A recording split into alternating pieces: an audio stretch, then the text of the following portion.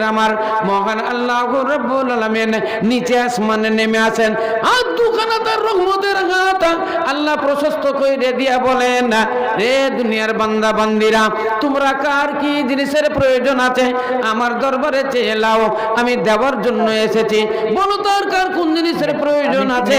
এবার যার যা দরকার ওই গভীর রাত্রিতে উঠে সুন্দর করে উজু করে নিয়ে তাহাজ্জুদের নামাজ পড়ে, তাহাজ্জুদের নামাজ পড়ে যায় নামাজে বসে বসে আল্লাহর জিকির আজকার করে, আর আল্লাহকে কেঁদে কেঁদে বলে, আল্লাহ আমাকে কয়েকটা সন্তান দিয়েছ, সবই তো কন্যা সন্তান। আল্লাহ একটা পুত্র সন্তান তুমি দিলে আমি খুব খুশি হইতাম। আল্লাহ তুমি একটা পুত্র সন্তান দান করো। আল্লাহ বলছেন, বান্দা আমি তোমার মনের আশা পূরণ কইরা দিব, আমি তোমাকে একটা পুত্র সন্তান দান করব। অনেকেরই হয়তো শুধুই পুত্র সন্তান, একটা কন্যা সন্তানের দরকার। মেয়েটি বলছে, তোমার তো হইল, আমার তো কিছুই হইল না।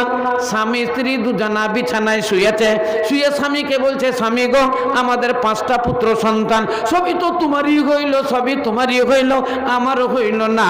একটা কন্যা সন্তান যদি হইতো তাহলে আমারও হইতো। আমি যখন চুলোতে যেতাম, উনুনে যেতাম, 2টো লকড়ি নিয়ে এসে দিত। আমার অসুবিধা হলে মেয়েটা রান্না বান্না করতো, রুটি বানাতো, মালা কিছু করতো, আমার একটু আসানো হইতো। তোমার আসানো হইল, আমার আসানো হইল না, আমার আসানো হইল না। যাই নামাজে আল্লাহকে বলছে, রব একটা কন্যা সন্তান দান করো। আল্লাহ বলছে, তোমাকে আমি একটা কন্যা সন্তান দান দিব।